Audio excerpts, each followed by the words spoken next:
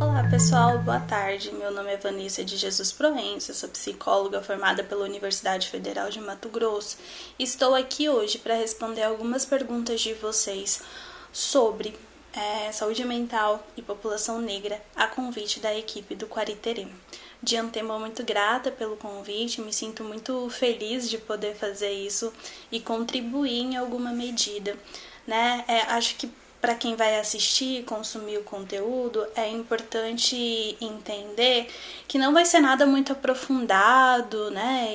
Enfim, mas que dê pistas de pensamento ou de algum percurso de resposta aí pra gente, tá? Pra gente construir junto. O primeiro ponto que eu gostaria de abordar com vocês é qual é a diferença de saúde mental e saúde mental da população negra, se é que há uma diferença, né? Então vamos pensar que tem uma definição comum do que é saúde mental a partir da Organização Mundial da Saúde, né? E que eles vão definir como sendo um estado de bem-estar no qual o indivíduo é capaz de se reorganizar, de usar as próprias habilidades, de recuperar-se do estresse rotineiro, ser produtivo e contribuir com a sua comunidade. Eu acho que é uma boa definição generalista, né? Digamos assim. Mas, por que a gente não trata então a saúde mental da população negra, ou precisa haver essa especialidade, né? Esse nicho de conhecimento, sendo que já tem uma definição pela Organização Mundial da Saúde sobre isso? Pelo simples fato que, como a gente vai pensar em comunidade, por exemplo, né, de reverter para sua comunidade, qual é a comunidade da população negra? Onde eles estão localizados? Quando a gente vai pensar numa questão individualizada da própria capacidade de se recuperar, independente da população, independente da sua raça, quais são então os seus recursos para a recuperação disso? Né? Às vezes a gente não tem noção, por isso que busca ajuda psicológica, inclusive, né? Para esse resgate, para essa reorganização aí, né? Quando a gente vai pensar na saúde mental da população negra, ela não é só afetada pela cultura, pelos contextos no qual está inserido e tantas outras coisas que a gente leva em consideração nessa desorganização mental, nessa afetação à saúde mental. A gente precisa pensar que este contexto no qual a gente está inserido, numa visão muito ampla, é o Brasil, e nós somos um país escravocrata. Sendo um país escravocrata, nós temos uma dificuldade de nos reconhecer muitas vezes enquanto população negra. Muitas vezes a gente tem dificuldade de entender que a gente tem direito à saúde mental e que ser estressado, ser raivoso, raivosa, né, que são termos pejorativos muitas vezes utilizados com pessoas negras, eles não são à toa, né? Eles podem ser, inclusive, marcas de sofrimento mental, marcas de um sofrimento respaldado pelo preconceito, pelo racismo, pela negação de direitos, que não acontece há 5 dias, não acontece num momento de pandemia. Isso acontece desde que o Brasil é Brasil, porque a gente vem dessa origem. Essa é o nosso enraizamento histórico, né, majoritariamente. É assim que a gente aprende a história do nosso país, talvez não com o nome de um país escravocrata, mas que um país que vieram escravos da África para o Brasil e, enfim, aí por diante tudo que a gente já sofreu até então. O primeiro ponto que eu gostaria de abordar com vocês é qual é a definição que a gente tem de maneira geral do que é a saúde mental. Então, segundo a Organização Mundial da Saúde, é um estado de bem-estar no qual o indivíduo é capaz de usar suas próprias habilidades, recuperar-se do estresse rotineiro, ser produtivo e contribuir com a sua comunidade. Isso, então, está previsto para o país, para o mundo entender do que é a saúde mental e que se ela estiver ruim, desorganizada, é isso que a gente deve ter como horizonte, né, de uma recuperação. Obviamente isso vai variar das teorias psicológicas, filosóficas, de tantas outras terapêuticas, de como eles se aproximam ou se distanciam desse conceito de saúde mental, né? E a gente precisa pensar, então, em um contexto para pensar a saúde mental e para pensar a saúde mental da população negra. A gente vai pensar a saúde mental no Brasil de uma maneira que considera o nosso contexto histórico, tanto em relação com os doentes mentais, né, disso que a gente tem como estereótipo, de uma histeria, de uma esquizofrenia e tudo mais. E a gente vai entender que quem não está muito legal com a sua saúde mental não é uma pessoa que necessariamente tem um diagnóstico, que precisa ser internada, que precisa tomar medicações muito fortes. É alguém que está em sofrimento, que tem angústia, que tem medo, que está inseguro, que faz uso abusivo de álcool e outras drogas, né? E isso é importante da gente reconhecer. Quando a gente vai falar de saúde mental da população negra, além de tudo isso, a gente precisa compreender que estamos falando de uma população que desde a fundação deste país, que é escravocrata, tem seus direitos negados, sido colocado em lugares de subalternidade e que a todo momento, de diversos modos, sofrem racismo, sofrem preconceitos. E que isso mina o que a gente tem de identidade, de autoestima, de uma maneira muito direta ou indiretamente. E é por isso que surgem, então, estudos mais voltados, assim como tem uma política nacional de saúde da população negra, embora não tenha uma política de saúde mental da população negra, é cada vez mais necessário para todos e todas, e em especial aos profissionais de psicologia, que a sua escuta e o seu trabalho levem em consideração esse contexto mínimo, que é que a gente tem um psiquismo formado e sustentado em um território escravocrata, né? E aí quando a gente vai se aproximar da população negra, e aí quando a gente vai escutar esta população, a gente não vai escutar uma ansiedade como se fosse porque o trabalho tá muito estressante e isso desencadeia numa ansiedade generalizada. A gente vai escutar que sim, o trabalho é uma questão, mas o que tem para além disso? Será que essas questões de raça não estão atravessando esse discurso desse paciente, a gente não está dando conta de escutar, justamente porque a gente não pensa as questões raciais no contexto da clínica? E aí, quando eu falo clínica, não é o consultório privado, mas é esse contexto de escuta, né? Será que a gente está dando conta de escutar isso, seja no consultório, na defensoria pública, nos CRAS, no Centro de Atenção Psicossocial, né? Então, isso é um primeiro ponto. A gente não tem como falar de saúde mental da população negra sem considerar que é uma população que sofre racismo, que sofre preconceito e que tem negação de direitos, certo?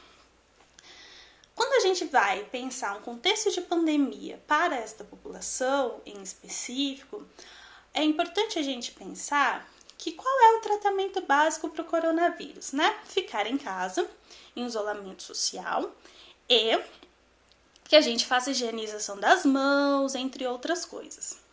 Ok, precisamos lavar as mãos, precisamos ficar em casa. Quem pode? Me conta aí, né? Quem pode, de fato, exercer este direito de cidadania, esse direito de saúde que o Estado deveria garantir a nós, né?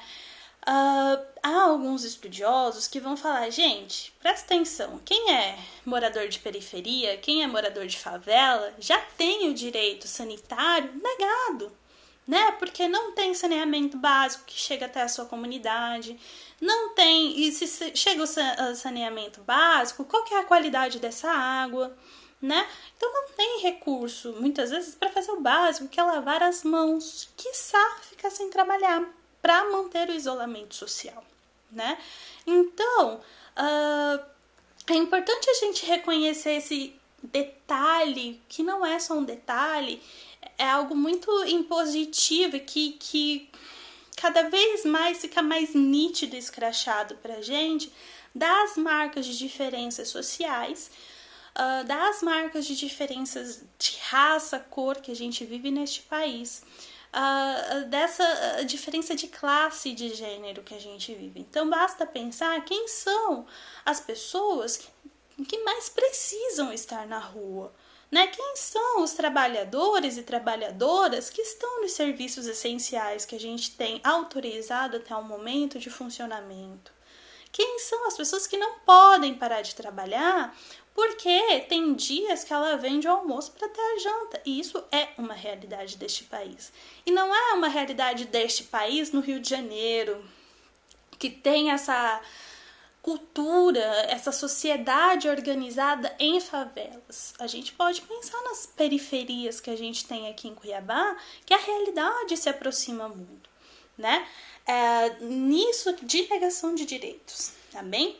Então, se a gente for pensar que a pandemia ela só reforça as desigualdades, a gente sabe que há um sofrimento maior, não sei se maior, né? Porque o sofrimento ele não é quantificado, mas a gente sabe que há uma população que está mais exposta a risco e sofrimento do que outra, né? Isso é um fato e a gente precisa considerar isso neste momento de pandemia. E acho que é importante a gente pensar que a saúde mental, ela não é conquistada e tida tranquilamente, ela precisa de um trabalho a ser realizado. E que no campo da população negra, a gente vai pensar em dois aspectos que são muito afetados, que é a identidade. Então, como que a pessoa negra, ao longo da história desse país, foi se identificando?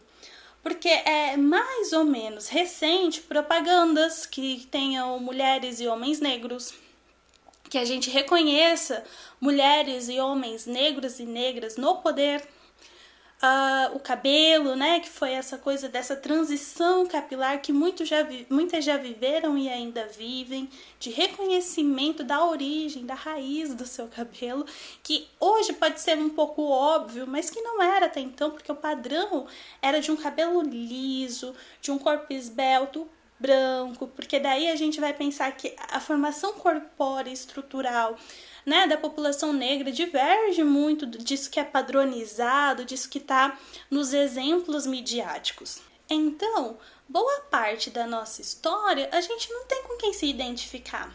Não tendo com quem a gente se identificar, a gente pula para o segundo ponto a ser considerado na saúde mental da população negra, que é a autoestima.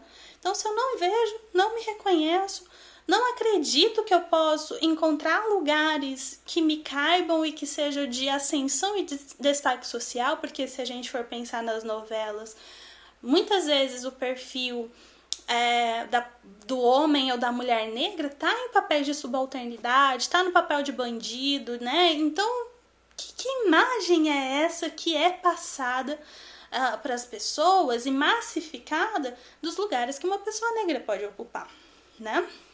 Então, se a gente tem uma identidade fragilizada, uma autoestima fragilizada, a gente tem sofrimento psíquico, né? Respaldado por tudo isso que eu tô falando para vocês.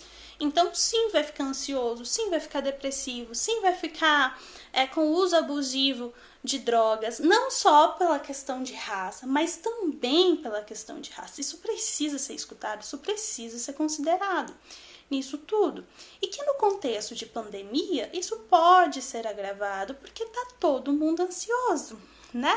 E aí a gente vai para um segundo ponto, né? Que é pensar a ansiedade e a pandemia, os encontros e as rupturas que isso nos convoca e provoca.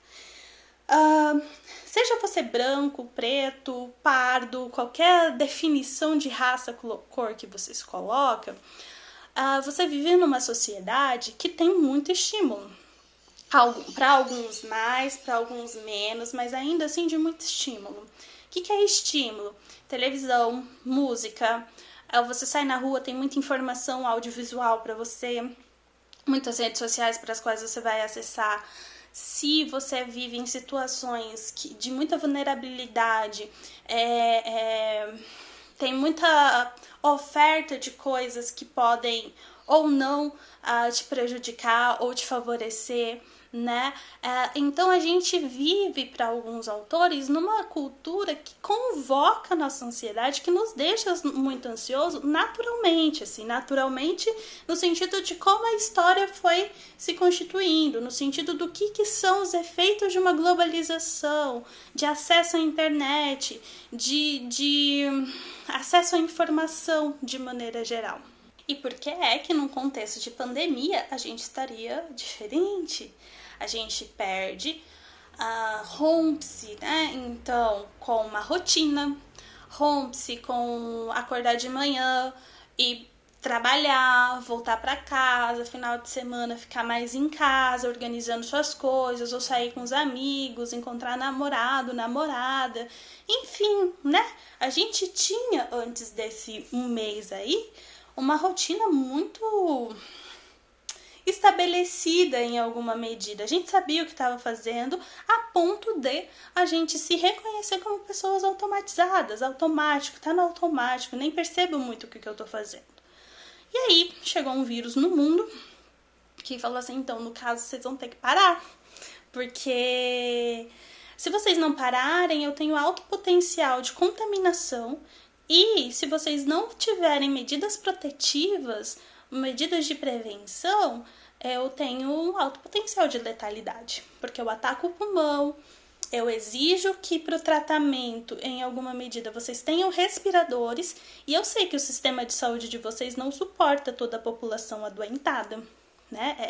É isso que eu estou entendendo deste comunicado, em alguma medida, que esse momento de pandemia nos causa.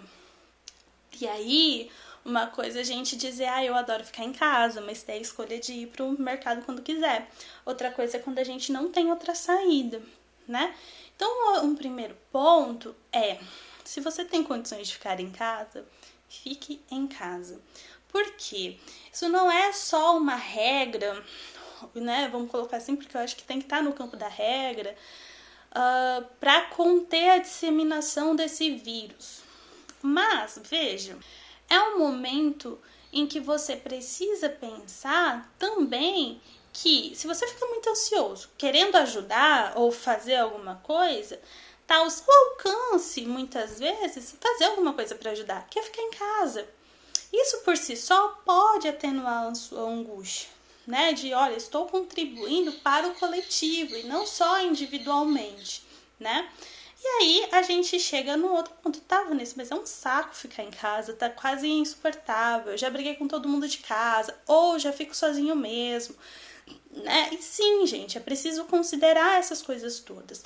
E aí me vem outra questão, qual é a relação que você estabelece com a sua casa, né? Que lugar é a sua casa para você? Por que é tão angustiante ficar em casa? E eu sei que para algumas pessoas vão ter recursos para pensar nesse isolamento social e nesse ficar em casa. Então use dos seus recursos para tecer, para costurar algum significado para isso tudo. Isso é um primeiro ponto. Se isso te deixa mais ansioso, se antes de uma pandemia ficar em casa já te deixava ansioso, já te deixava depressivo, já tinha outros acometimentos psíquicos, eu espero que seja possível para você, ou tenha sido possível para você, ter, né, começado um acompanhamento psicoterápico, psiquiátrico antes disso aí que no caso é a pandemia, né, para nesse momento poder dar continuidade, né? Muitos profissionais da psicologia mudam, né, o seu atendimento presencial para atendimento online, até que essa situação fique mais tranquila para todo mundo, tá? Então, continue seus tratamentos dentro do possível. E se a questão de dinheiro for um fator, porque vai acabar sendo para boa parte da população em algum momento, converse com esses profissionais o que é possível fazer de negociação para que o tratamento continue.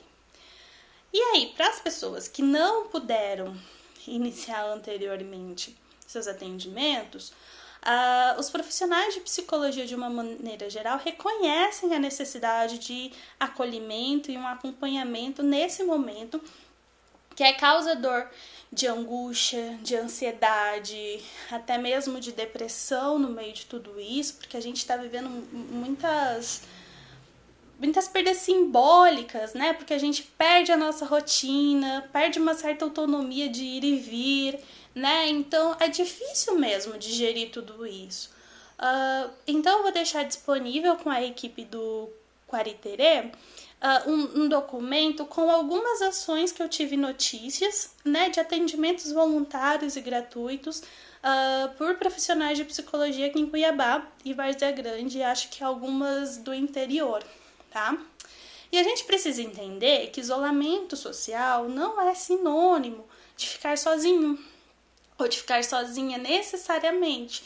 Então vamos usar esse meio de comunicação que a gente tem disponível, Instagram, WhatsApp, Facebook, a ligação telefônica, para a gente construir, resgatar ou sustentar os nossos vínculos afetivos, porque a gente precisa disso para sobreviver de uma maneira mais ou menos saudável ao longo desse percurso que a gente tem aí para atravessar, que a gente sabe que vai ter um fim, mas a gente não sabe como nem quando muito bem isso vai acontecer.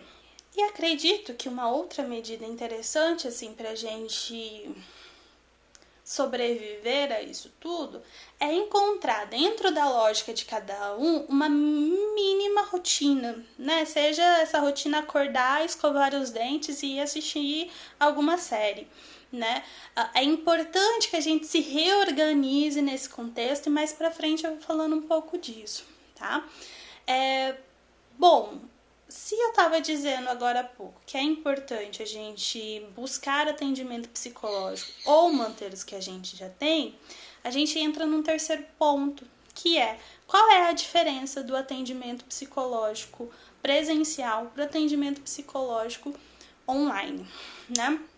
A gente vai entender que a psicologia como ciência e profissão no Brasil, ela tem aí por volta de 58 anos, quase 60. Tá? Ela faz 58 anos este ano. E desde quando ela é autorizada a ser exercida, regulamentada neste país, né? Desde quando ela é regulamentada nesse país, a gente vai compreender que majoritariamente os atendimentos ou a ação do psicólogo é no atendimento em consultório, né? E ao longo do tempo a gente foi percebendo que nem sempre o psicólogo ele vai realizar uma escuta clínica, seja no consultório, na escola, no hospital, na defensoria pública. Nós também assumimos trabalhos técnicos de avaliação psicológica, administrativos, entre outros tantos, né? Então a gente tem um leque de possibilidade de atuação do profissional de psicologia, mas neste caso, estou entendendo que a pergunta é: qual que é a diferença do atendimento do consultório particular presencial para o atendimento consultório online, né? No presencial, além de já ser uma prática mais reconhecida, ela acontece pessoalmente, a gente se conhece, se toca dentro do possível, né? Abraçando, apertando as mãos e tudo mais, e é uma conversa face a face. Quando a gente vai para o contexto online, isso não acontece do dia para a noite, né? A gente foi percebendo, enquanto categoria profissional, que, por exemplo, eu começo o atendimento com a fulana, aí a fulana vai fazer um intercâmbio.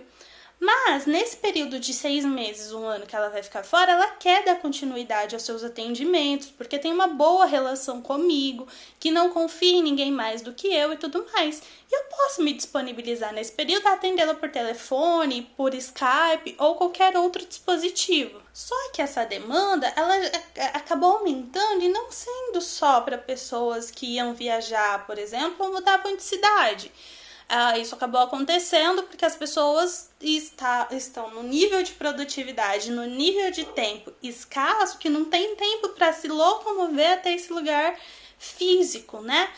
Que essa flexibilidade que a internet dá é interessante. Então a gente precisou, enquanto categoria profissional, regulamentar. E em 2018 tem essa regulamentação do Conselho Federal de Psicologia, que autoriza então os atendimentos iniciarem e continuarem via online, com outras regulamentações ali, né? Do tempo. A gente precisa pedir uma autorização ao conselho, argumentar teoricamente porque é que a gente quer disponibilizar atendimentos psicológicos online, né? Então isso tudo precisa ser respeitado em alguma medida. Então a diferença mais visível é que você sai de um contexto de consultório, de um espaço físico para um espaço virtual. Só que tanto ao paciente quanto ao psicólogo ou psicóloga, a gente vai ter que ver o local onde a gente vai fazer. Por exemplo, eu atendo no meu quarto.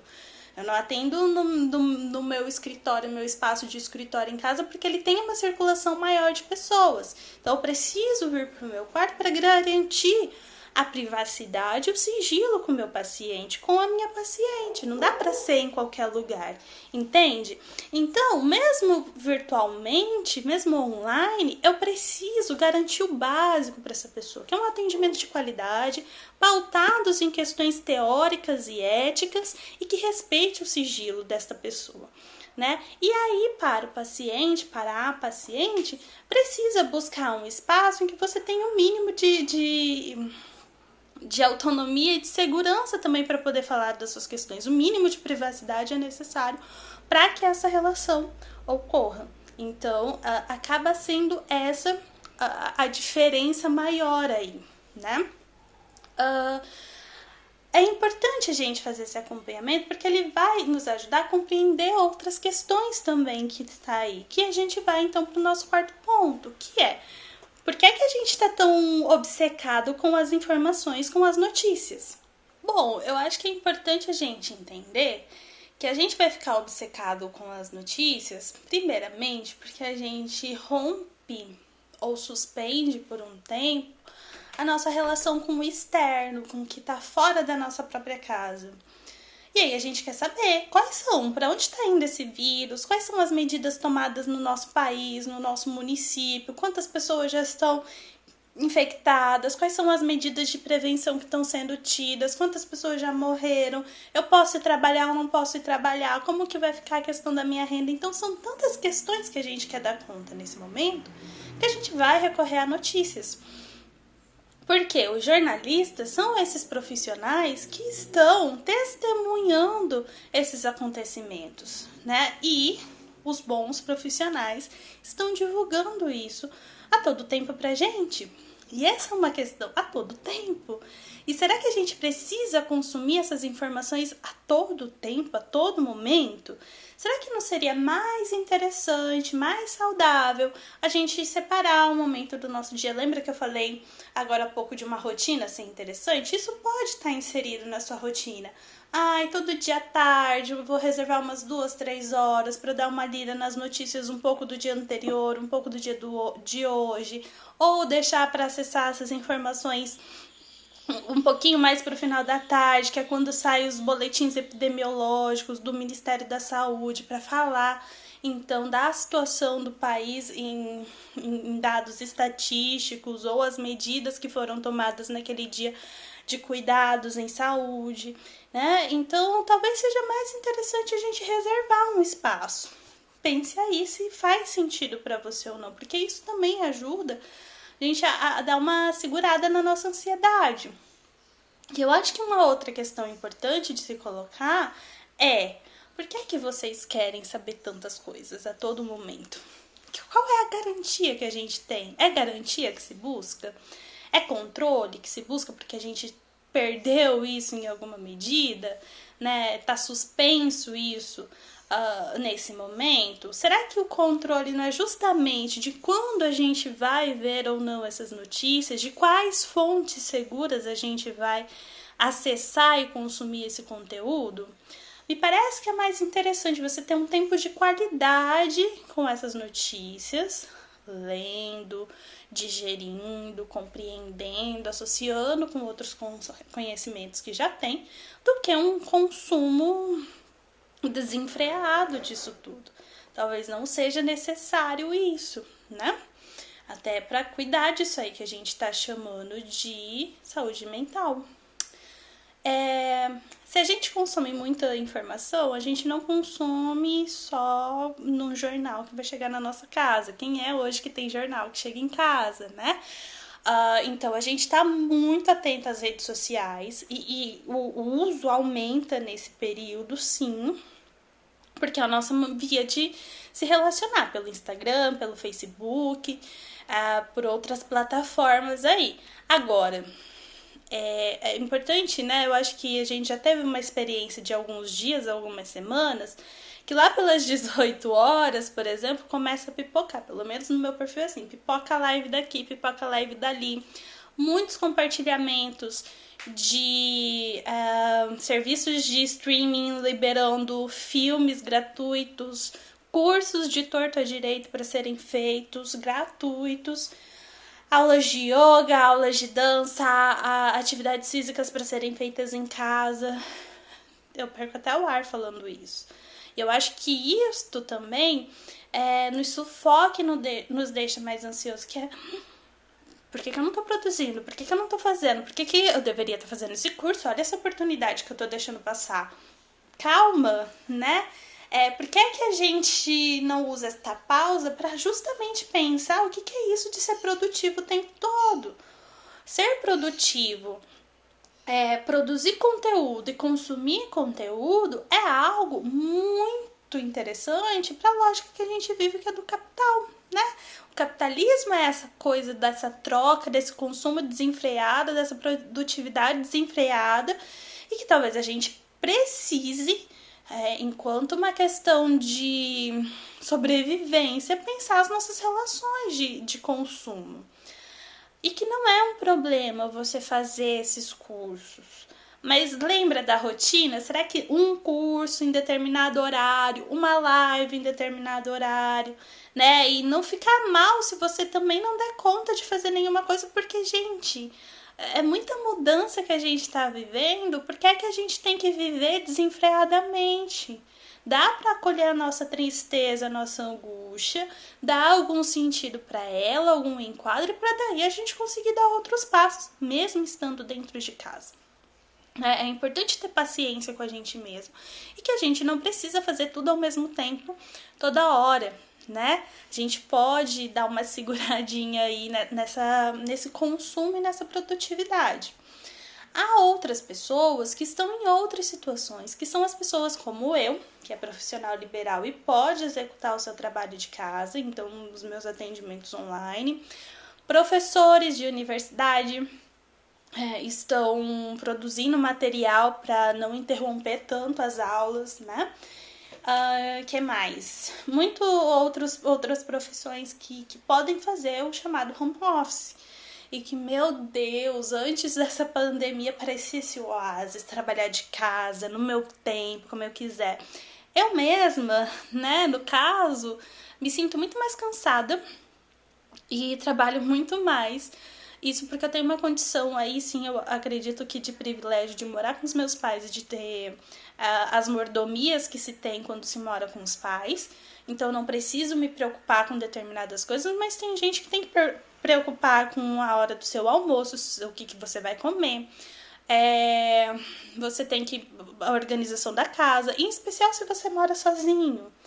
Agora, se você mora com outras pessoas, isso pode ser organizado, né? Você tem um tempo de trabalho que é seu e é preciso você respeitar o horário comercial de trabalho e não ficar virando noite, dobrando trabalho só porque tá em casa, né? Então, isso da reorganização da sua rotina é muito importante para a gente manter uma capacidade de organização psíquica também, né? E aí, quando a gente vê, já tá limpando a casa, já tá tirando pó, tem a criança gritando, querendo atenção, né? Se você divide casa, as atividades podem ser divididas, né? Em especial para as mulheres que são casadas, vivem relacionamentos heteronormativos, que majoritariamente a gente tem isso. Você não precisa dar conta da casa sozinha, né? Você deveria, pelo menos, ter um parceiro, uma parceira e ter abertura para tratar dessas questões de vamos dar uma dividida nas tarefas domésticas. O que é possível a gente dividir? Os dois estão em home office, qual é o jeito que vocês vão dar para isso? E às vezes me dá a sensação que, em especial para mulheres, é até um privilégio poder falar com seu parceiro de uma maneira tranquila, sem medo de sofrer retaliações. Então, se no seu contexto é possível esse diálogo, ou se você acha que tem possibilidade de tecer esse diálogo de uma maneira melhor, tente, porque você não precisa ficar sobrecarregado, né?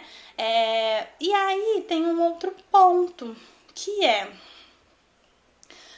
você faz home office, mas você também é mãe. E aí, o que faz com essas crianças todas em casa, né? A gente precisa pensar, primeiro, que essa situação da pandemia ela já é difícil pra gente, imagina para essas crianças. Elas também têm rompido as atividades delas, a rotina delas é quebrada, elas também precisam se reorganizar e, em tese, elas têm mais irritabilidade, ou melhor dizendo, menos condição de elaboração mais rápida, mais equilibrada, digamos assim, emocionalmente, diante dessas questões que atravessam e irrompem como pandemia, do que a gente quanto adulto. Então, eu sugiro que vocês dediquem um tempo mínimo para achar alguns materiais na internet de explicação lúdica de como falar com essas crianças, que basicamente vai te dizer assim, então vamos conversar com ludicidade talvez, mas muito honestas e muito tranquilas com essas crianças. Explicar que a pandemia é uma coisa que está acontecendo no mundo todo, que várias pessoas estão em casa para cuidar uma das outras por um tempo, que não tem um remedinho ainda que vai matar este bichinho, né? Não precisa comunicar para essas crianças, né, o número de mortes, que tá todo mundo morrendo, e criar uma situação de pânico para essas crianças, porque elas já estão angustiadas, né, de verem os pais o tempo todo em casa, de estarem estressados com essa mudança toda, né? E talvez algumas lógicas que funcionavam numa rotina de sair de casa, de ir para a escola e tudo mais, talvez não funcione nesse momento. E que é importante ter esse jogo de cintura aí, né? Se permitir essa dinamicidade, acolher essas angústias dessas crianças. E eu acho que principalmente pensar na sua relação com seu filho e com a sua filha, independente da idade que ele esteja, porque é um tempo de quase confinamento que a gente vive, né, com os familiares, e nem sempre as relações são uma propaganda de margarina. Então, isso se impõe também pra gente. Isso é marca de ansiedade, mas que é preciso respirar e compreender o que é que tá acontecendo dentro do seu possível. Não precisa dar sentido pra tudo. Talvez a gente só vai compreender o que tá acontecendo agora muito tempo depois, né? Mas entender que essas coisas podem acontecer é angustiante. Pode sentir ansiedade, mas que é preciso cuidar disso para isso não te engolir, porque senão vai ser muito mais difícil fazer essa travessia aí, né? Então, por isso que é importante, talvez, dar uma olhada no material que eu vou disponibilizar dos atendimentos psicológicos, se isso faz sentido para você ou não, né? E, por fim, também me perguntaram sobre os atendimentos no Centro de Atenção Psicossocial e para a população de rua em Cuiabá. E eu realmente vou ficar devendo essa resposta para vocês, porque eu não tenho conhecimento. Vi algumas notícias de ações voluntárias com a população de rua, e eu não sei como está o funcionamento dos CAPs. Mas eu também vou disponibilizar um material que tem o contato desses centros de atendimento psicossocial para vocês terem notícia de como que está funcionando, se está funcionando ou não, para vocês entrarem em contato.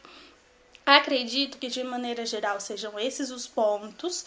Se ficou alguma dúvida, se vocês querem conversar mais sobre alguma coisa, deixe nos comentários aí, ou me mande um e-mail, que é psicóloga.vanessap@gmail.com, pra gente continuar esse diálogo, tá bem? Muito obrigada mais uma vez à equipe do Quariterê. Um abração para todos. Fiquem em casa e se cuidem dentro do possível, tá bem? Um beijão!